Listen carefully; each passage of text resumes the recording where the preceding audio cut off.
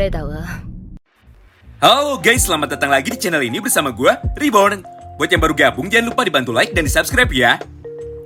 Sesuai janji kami kemarin, kali ini kami akan kembali menjelaskan dan juga menceritakan mengenai apa alasan Taiju dan Kazutora bergabung ke dalam Toman. Ditambah dengan sedikit bocoran tambahan yang kedua dari chapter 258. Namun sebelum mulai, Oji-san mau disclaimer dulu ya.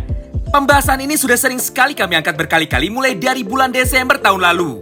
Jadi kami mohon maaf sebesar-besarnya jika pada akhirnya terkesan seperti video daur ulang. Mau bagaimanapun, pembahasan tentang Kazutora dan Taiju yang dulu kurang populer kali ini mendadak menjadi sangat ramai sekali diperbincangkan. Oleh karena itu, demi mengikuti hype trend dari chapter terbaru nanti, kami pun akan mengikuti alur perjalanannya dan meremake dua pembahasan tersebut dalam format yang jauh lebih singkat, supaya lebih mudah dimengerti dan juga dipahami. Oleh karena itu, untuk mempersingkat waktu, yuk langsung kita mulai aja pembahasannya. Kita mulai dari kelanjutan spoiler tambahan yang terbaru, di mana kali ini terdapat dua panel manga ekstra yang menunjukkan sebuah momen epik yang sangat memuaskan. Pada salah satu panelnya nampak karakter misterius yang saat ini kita sebut saja namanya sebagai Mr. X langsung datang dengan cepat ke arah Takemichi dan langsung berusaha menabrak atau menghantam tubuh dari Harucho Sanzu dengan menggunakan sepeda motornya. Wow, brutal banget ya. Menariknya, ternyata pada halaman selanjutnya terlihat ekspresi dari Sanzu yang sangat mirip sekali dengan ekspresi dari Hanagaki Takemichi. Tepat sebelum Takemichi mendapatkan vision atau penglihatan mengenai apa yang akan segera terjadi kepadanya. Tentu saja semua hal itu membuat kita bertanya-tanya, apakah gambar coretan di sekitar mata Sanzu itu merupakan efek dari kekuatan vision yang dimiliki oleh Harucho Sanzu? Jika benar itu adalah vision, maka sudah jelas bahwa time leaper yang kedua adalah Harucho Sanzu. Dan di momen itu, Sanzu pun berhasil menghindari serangan dadakan dari Mr. X. Namun jika Sanzu bukan seorang time leaper, maka Sanzu tidak akan sempat untuk menghindar. Dan Mr. X pasti berhasil menggagalkan serangan dari Harucho Sanzu yang pada saat itu ingin membunuh Takemichi. Serta berhasil membuat tubuh dari Sanzu terpental akibat ditabrak oleh motor yang dikendarainya. Ya, apapun itu, yang jelas pada chapter 258 besok sebuah pertanyaan besar mengenai apakah Sanzu adalah time leaper yang kedua akan segera terjawab. Bagaimana menurut kalian? Apakah di momen itu Sanzu dapat menghindar atau tubuh Sanzu malah terhempas?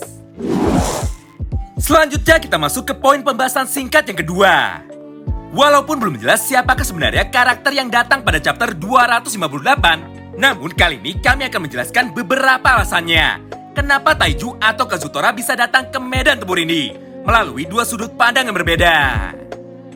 Pertama kita mulai dari Taiju Shiba dulu. Bang, kalau itu Taiju Shiba, dari mana Taiju bisa tahu lokasi pertempuran ini? Dan siapakah yang memberikan seragam Toman generasi kedua kepada Taiju Shiba? Pertanyaan ini sebenarnya sangat mudah sekali dijawab, karena Ken Wakui sudah pernah menjawab semua hal ini secara langsung melalui beberapa postingannya. Ada dua kemungkinan yang bisa terjadi di sini. Pertama, Taiju Shiba tahu mengenai rencana Takemichi untuk pergi berperang satu kali lagi melawan Sano Manjiro adalah melalui Inui Seisu. Yap, detail lengkapnya sudah ada di video ini. Intinya, Taiju Shiba dan Inui Seisu memiliki hubungan yang sangat baik, walaupun sudah tidak berada di dalam satu geng lagi. Hal ini bisa kita buktikan melalui salah satu panel manga yang ada di layar ini, di mana pada momen itu Inui Seisu pergi ke medan tempur dengan menggunakan motor milik Taiju yang kebetulan saat itu sedang diservis di bengkel miliknya dan juga Draken. Nah, hubungan baik inilah yang pada akhirnya membuat Inui mau meminta tolong kepada Taiju dan memberikan seragam Toman yang telah dibuatkan oleh Mitsuya kepada Taiju. Kemudian kemungkinan yang kedua, bisa saja Taiju Shiba tahu mengenai rencana Takemichi untuk pergi berperang satu kali lagi melawan Sano Manjiro adalah melalui Mitsuya. Hal ini bukanlah sebuah teori omong kosong belaka, karena faktanya, walaupun pada Art Black Dragons Mitsuya dan juga Taiju bermusuhan, namun setelah disadarkan oleh Takemichi, Taiju dan Mitsuya justru malah berteman akrab sebagai sahabat. Bahkan dalam beberapa kesempatan, terlihat Taiju dan Mitsuya yang pergi berdua ke taman bermain hanya untuk sekedar memakan es krim bersama-sama. Menarik banget ya, ternyata karakter sebrutal dan sekejam Taiju masih memiliki sisi lembut di dalam dirinya. Berdasarkan semua fakta di atas, maka bukan sebuah hal yang mustahil jika pada akhirnya Mitsuya merekrut Taiju ke dalam geng Toman generasi kedua sekaligus membuatkan seragam baru bagi Taiju Shiba. Lagi pula, entah apapun itu alasannya, yang jelas Taiju Shiba masih mempunyai hutang budi yang sangat besar kepada Takemichi. Karena berkat Takemichi, konflik di dalam keluarga Shiba bisa berakhir dengan damai, tanpa ada satupun karakter yang dikorbankan.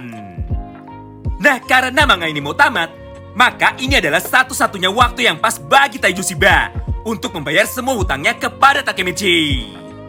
Sebenarnya, jika kalian mau lihat alasan versi panjang dan juga detailnya, kalian bisa tonton ulang video ini. Karena semua narasi kami kali ini hanyalah narasi daur ulang dari semua konten lama kami. Begitu pula dengan Kazutora. Jika kalian penasaran, kalian bisa simak 2 video kami sebelumnya. Namun supaya lebih cepat, kami ambilkan saja ya potongan video tahun lalu dan digabungkan sekaligus ke dalam video ini. Jadi mulai dari sini yang akan kalian dengar adalah suara rekaman tahun lalu.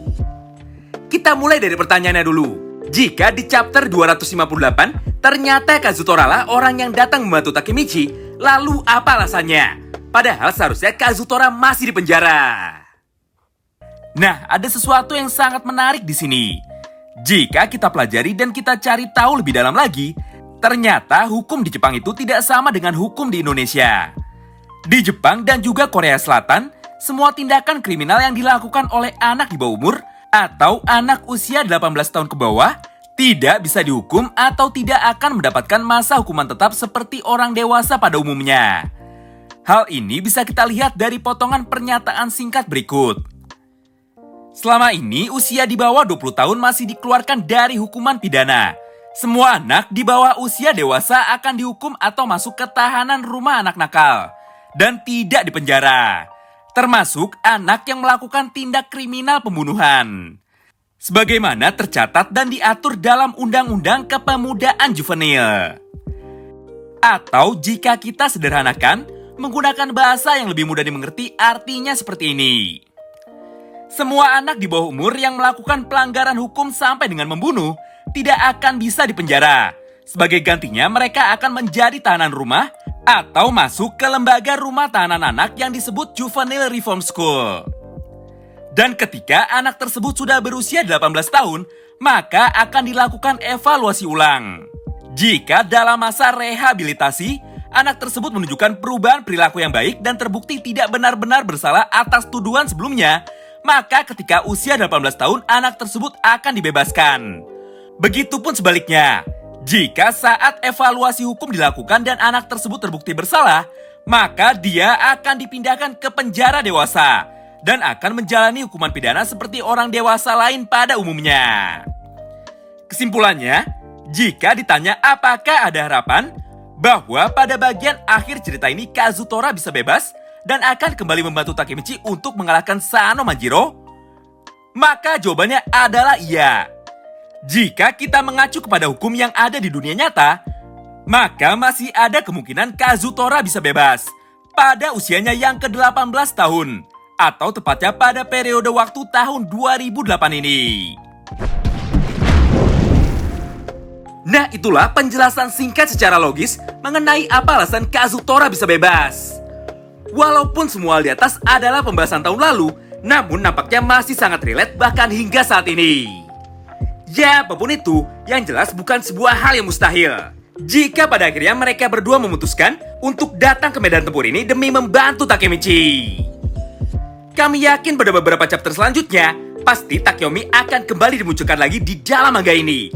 Apalagi dalam sketsa terbaru Ken Wakui, terlihat Wakasa dan juga Benkei yang sedang adu mulut. Terima kasih banyak yang sudah simak video ini sampai habis ya. Sampai jumpa lagi di pembahasan selanjutnya. Salam baku hantam.